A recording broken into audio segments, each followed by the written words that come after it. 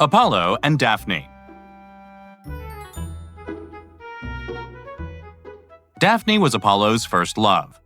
It was not brought about by accident, but by the vengeance of Eros. One day, Apollo saw Eros playing with his bow and magical arrows. Apollo said to him, "Why do you play with such powerful weapons, little boy?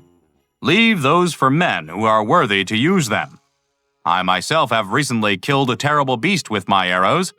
Be happy with your torch, child, and play with that, but do not think you are worthy to play with my weapons." Eros replied, "Your arrows may conquer anything in this world, Apollo, but mine shall conquer your heart."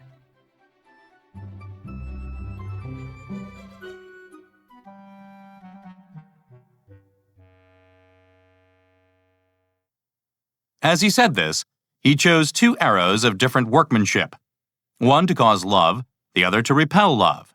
The first was of gold, the second was of lead. With the leaden arrow, he struck the nymph Daphne, the daughter of the river god Peneus. With the golden one, Eros shot Apollo through the heart.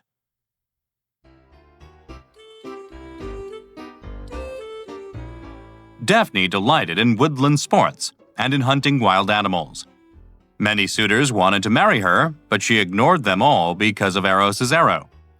Her father often said to her, "Daughter, you owe me a son-in-law. You owe me grandchildren."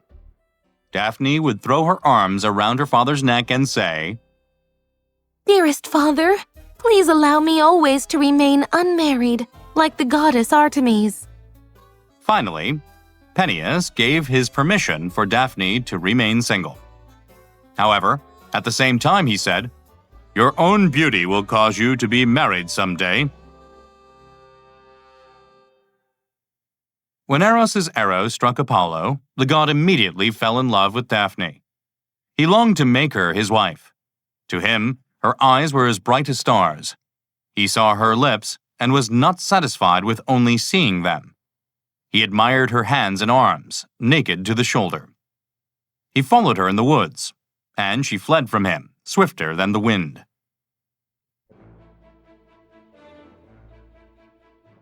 "Stay," begged Apollo. "Daughter of Peneus, I am not a foe. Do not run from me as a lamb runs from the wolf. It is for love I pursue you. You make me miserable with fear that you might fall and hurt yourself on these stones, and I should be the cause. Please run slower, and I will follow slower." Daphne continued to run and ignored what he said. But even as she fled, she charmed him.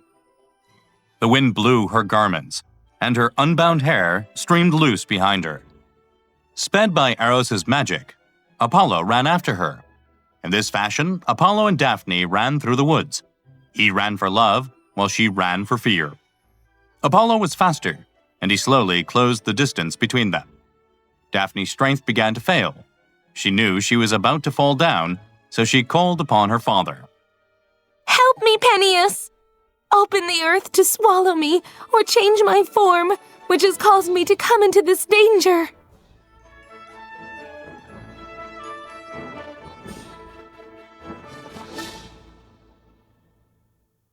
As soon as Daphne spoke, a stiffness came into all of her limbs. Her chest was enclosed in tender bark. Her hair became leaves, and her arms became branches. Daphne's feet were suddenly stuck fast in the ground as roots. Her face became a treetop, but it still retained its beauty. Apollo stood amazed. He touched the trunk and felt the flesh tremble under the new bark. He embraced the branches and kissed the wood.